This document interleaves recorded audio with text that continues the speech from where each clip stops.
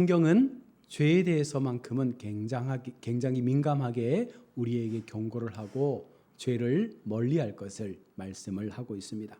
왜냐하면 죄의 삭은 사망이기 때문에 그렇습니다. 죄가 어떻게 우리 속에서 시작됩니까?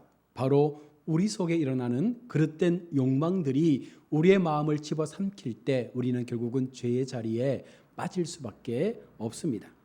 야고보서 1장 5절의 말씀처럼 욕심이 잉태한즉 죄를 낳고 죄가 장성한즉 사망을 낳는다라는 말씀처럼 우리 속에 어느 순간 욕심이 들어오고 그 욕심이 우리의 마음을 지배하게 되고 그것이 욕망으로 가득 차게 될 때 결국 그것이 우리를 죽음으로 이끌어 간다는 것입니다. 결국 마음의 욕심, 욕망이 나를 잠식하면 그것이 내 속에 죄가 되어져서 우리의 삶을 죽음으로 인도하게 된다는 것입니다. 그래서 성도로서 그리스도의 거룩한 사랑을 지속하기 위해서는요, 반드시 이 더러운 욕망을 우리의 마음에서부터 제거하는 삶을 살아가야 합니다. 에베소서 5장 3절에 음행과 온갖 더러운 것과 탐욕은 너희 중에서 그 이름조차도 부르지 말라. 이는 성도의 마땅한 바니라. 하나님의 사람인 우리 성도는요, 그 사랑 안에서 행하고 음행과 온갖 더러운 것을 피하는 삶을 반드시 살아가야 합니다. 왜 그렇습니까? 하나님께서 거룩하시기 때문이죠. 내가 거룩하니 너희도 거룩하여라. 하나님은 우리에게 거룩을 요청하고 있습니다. 죄로 뒤덮여진 세상 속에서 거룩한 백성으로 부름받은 하나님의 사람들이 하나님의 그 거룩을 지킬 수 있는 방법이 무엇입니까? 우리 속에 날마다 엄습하는 이 죄의 욕망들로부터 날마다 우리 스스로를 지키고 보호해야 하는 것입니다. 하나님의 사람인 우리 성도는요, 사랑 안에서 행하고 음행과 온갖 더러운 것을 날마다 피하는 그와 같은 결단의 삶을 살아가야 하는 것입니다. 성도는 이러한 죄들을 가장 혐오하고 싫어하면서 그것을 피할 수 있는 그 자리에 우리를 세워가야 합니다. 너희 중에서 그 이름이라도 부르지 말라. 이는 성도의 마땅한 바니라. 죄악의 이름조차도 부르지 않는, 우리 속에 침범하는 그 음행의 모습조차도 우리가 부르지 않는 그와 같은 결단이 있을 때 우리는 성도로서의 바른 삶, 다시 말해서 하나님 말씀하시는 그 거룩함의 삶을 지켜낼 수가 있는 것입니다. 바울은 크게 죄악된 것들에 대해서 경고하고 있을 뿐만 아니라 어떤 이들이 그것들을 너무나 가볍게 여기는 것과 이것이 작은 죄면 용서받을 수 있다는 것으로 생각하고 있는 잘못된 그들의 태도에 대해서도 경고를 하고 있습니다. 이 정도쯤이야 괜찮지 않을까? 사랑은 하나님의 품성인데 이 정도 죄는 하나님께서 용서해 주지 않을까? 성경은 결단코 그렇지 않다는 것을 우리 가운데 말씀하는 것입니다. 여러분, 우리가 가벼이 여기는 죄의 모습이 무엇입니까? 오늘 4절 말씀을 보시면 누추함과 어리석은 말은 마땅치 않다라고 말씀합니다. 여기서 말씀하는 어리석은 말이 무엇입니까? 바로 경솔한 것을 드러내는 헛된 이야기들이죠. 우리 입에서 그냥 툭툭 던지는, 쉽게 던지는 여러 가지 많은 세상의 말들이 결국은 경솔하게 던져질 때 그것이 죄가 된다는 사실을 잊어버리고 살 때가 많다는 거예요. 또한 희롱의 말을 하는 것이 마땅치 않다고 말합니다. 물론 해롭지 않고 악이 없는 농담이 있을 수도 있습니다. 그냥 유머스럽게 던지는 그와 같은 말들도 있습니다. 우리는 바울이 여기서 금하고 있는 것이 그것이라 생각해서는 안 됩니다. 문맥상으로 볼 때 아무리 즐거운 대화라도 그 안에 더럽고 음란한 내용이 담긴 것이라면 그것조차도 금지해야 할 것을 말씀하고 있는 거예요.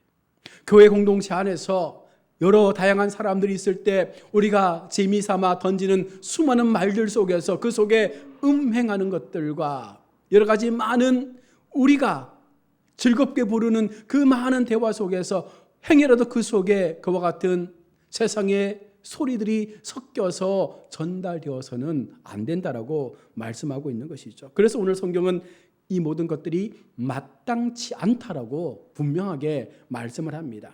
참으로 그들 안에서 마땅치 않을 뿐더러 더 나아가 큰 해를 가져올 수 있기 때문에 안 된다는 거예요.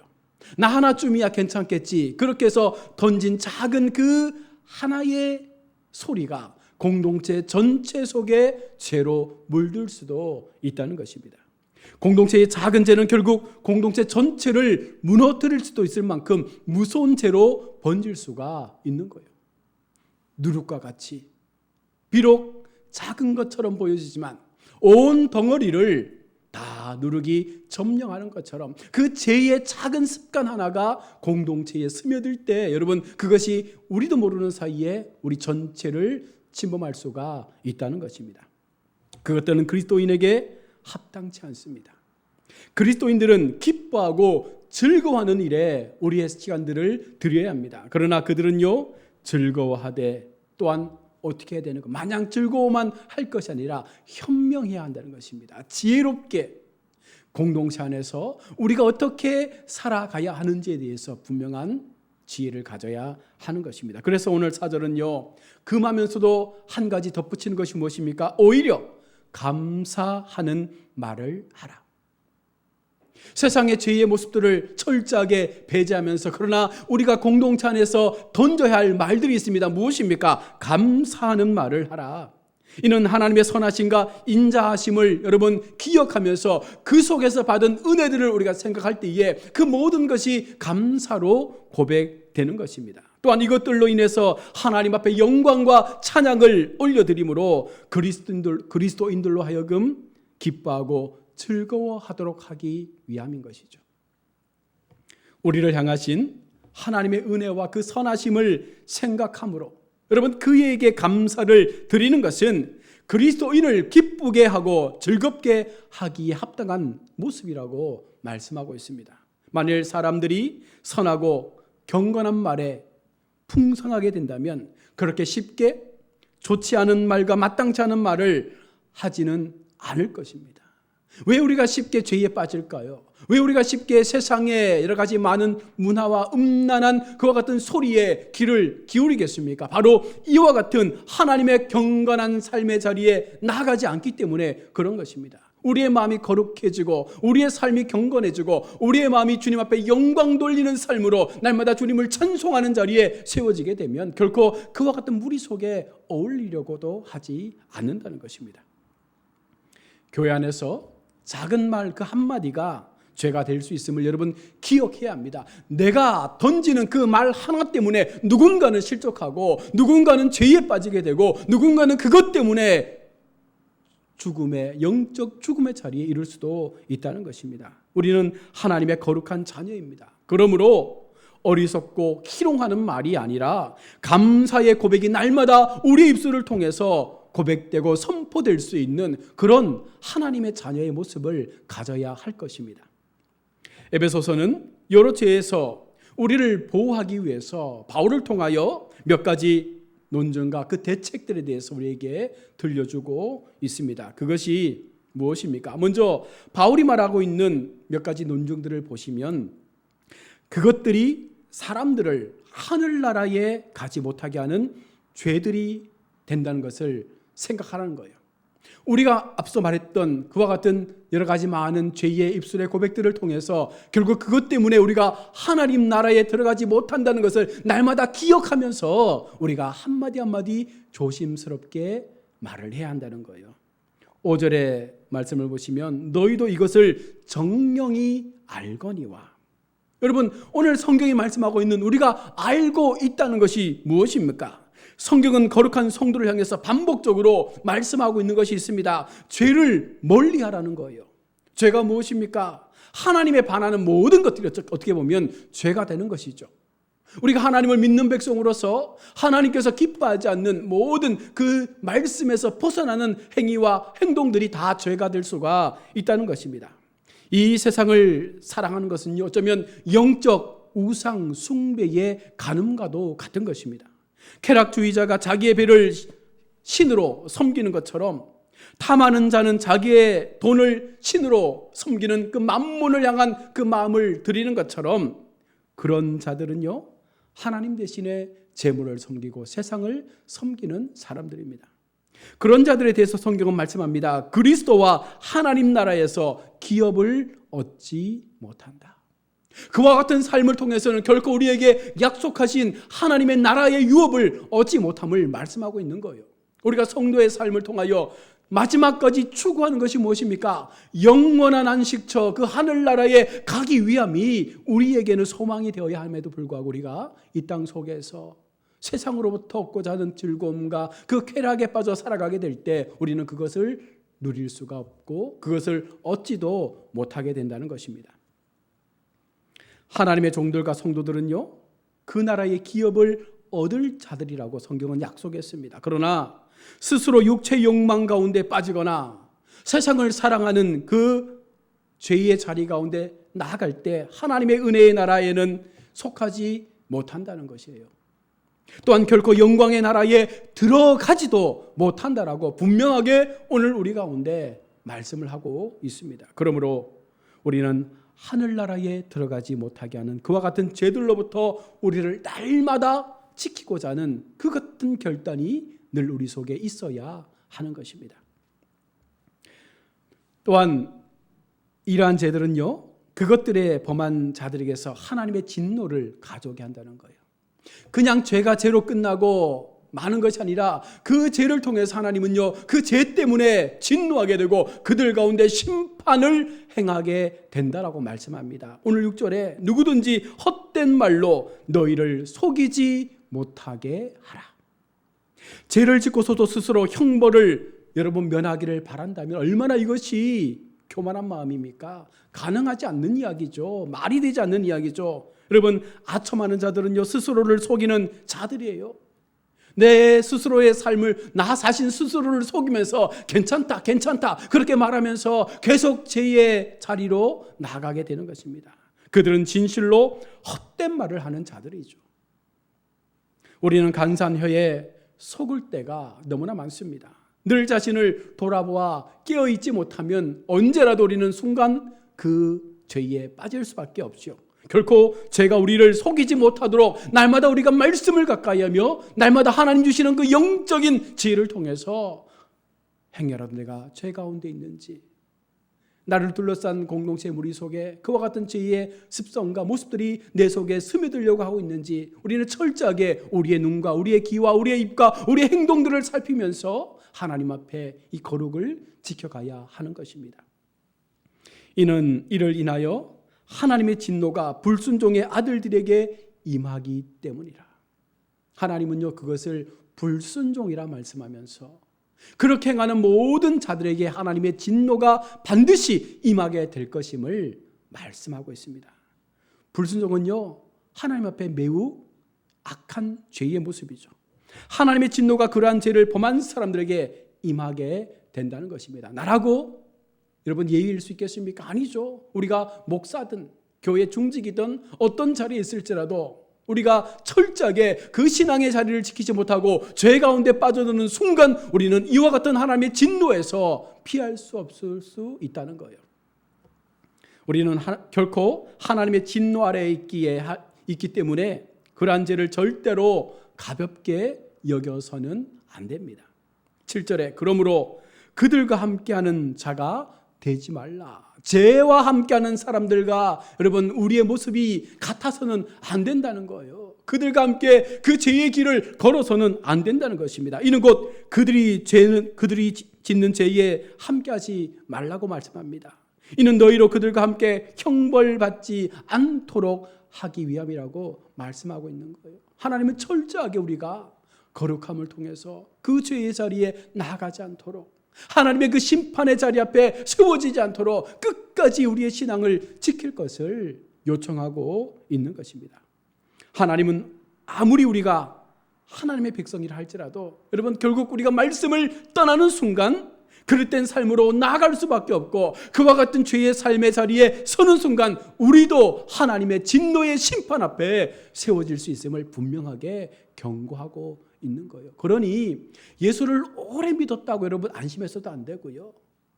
내가 아무리 성경을 많이 읽고 신앙의 삶을 살았다고 할지라도 여러분, 날마다 우리 자신이 점검되지 않으면, 우리의 모습이 말씀 앞에 비춰지지 않으면, 날마다 하나님의 거룩한 그 영성 앞에 우리의 삶을 세우지 않으면 우리는 언제라도 쉽게 무너질 수 있는 연약한 존재가 되고 있음을 오늘 성경은 말씀하고 있는 거예요. 그래서 내가 머물고 있는 자리, 나와 함께하고 있는 성도들의 모습이 어떤지를 우리는 늘 보면서 우리 자신과 우리 공동체의 모습을 향하여 기도할 수 있어야 합니다. 또한 그리스도인들이 영적 차원에서 살기 위해서 어떤 의무를 가져야 하는지에 대해서 생각하라라고 말씀합니다. 8절에 너희가 전에는 어둠이었더니 이제는 이라고 말씀하는 거예요.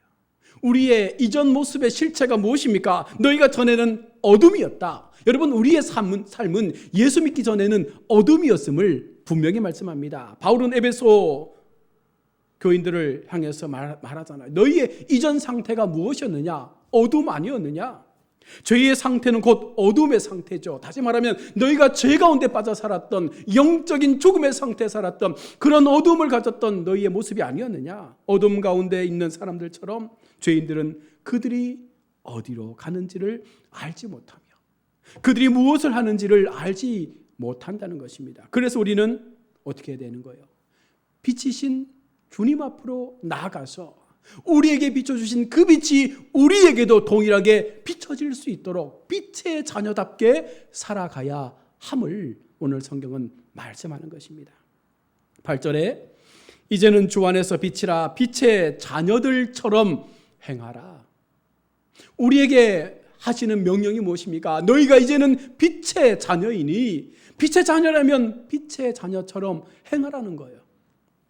이제 곧 너희가 그러한 자들로부터 누리는 지식과 특권들로 말미암아 가지게 된 의무를 따라 살아가야 된다는 거예요. 하나님이 주시는 그 하나님의 은혜 앞에서 받은 소명 따라 내게 비춰주신 그 빛의 영광된 모습이 우리의 삶을 통하여 비춰질 수 있는 모습으로 살아가야 된다는 것입니다.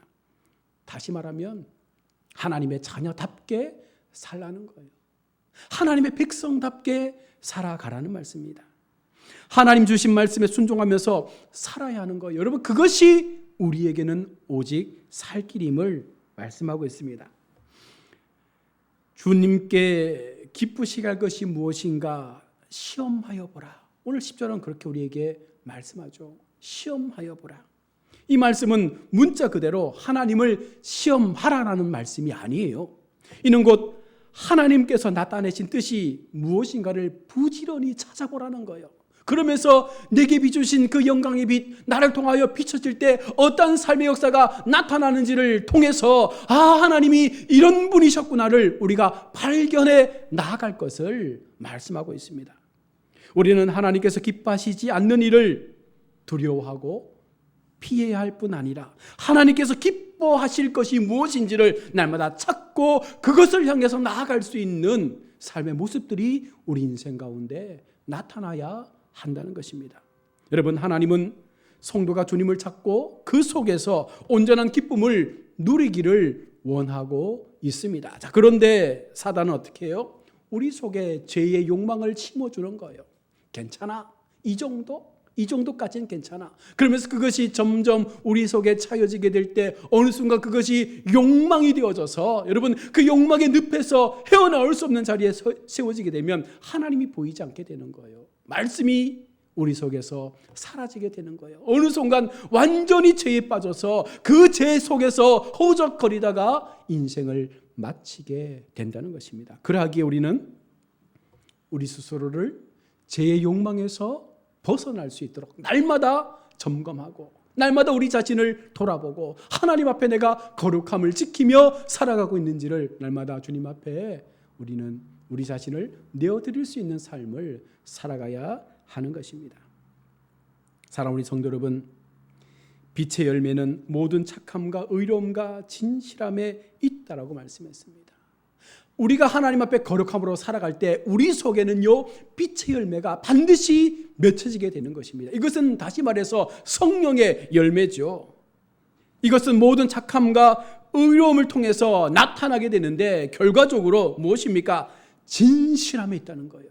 우리가 하나님 앞에 진실함을 통해서, 다시 말해서 거짓 없는 그 믿음을 통해서, 하나님 앞에 거짓 없는 믿음, 이 진실함을 통해서 우리가 착함과 이 거룩함을, 의로움을 나타낼 수 있을 때, 여러분, 우리는요, 이 땅 가운데 의의 열매, 빛의 열매, 성령의 열매를 맺혀 드릴 수 있는 삶으로 나가게 되는 것입니다. 이것이 우리가 욕망으로부터 벗어날 수 있는, 이 죄의 욕망으로부터 우리를 지킬 수 있는 삶임을 기억하시고, 새로운 한 주간 정말 하나님 앞에 나는 어떤 삶을 살고 있는지, 나의 입에서 고백되는 말은 어떤 말들인지, 내가 듣고 계속해서 즐거워하는 것들이 무엇인지를 되돌아보십시오. 하나님의 말씀 앞에 기뻐하는지, 세상의 소리 앞에 즐거워하는지, 내가 눈으로 보는 것들 속에서 무엇이 나를 즐겁게 하고 나를 기쁘게 하는지를 여러분 점검하셔야 합니다. 그리고 하나님의 말씀처럼 우리의 거룩함을 끝까지 지키기 위해서 날마다 주님을 향하여 나의 시간과 나의 삶을 내어드릴 수 있는, 오직 말씀 앞에서 하나님이 기뻐하시는 그 믿음의 길들을 걸어갈 수 있는 우리 모든 성도님들이 다 되시기를 주의 이름으로 축원합니다. 아멘. 기도하겠습니다.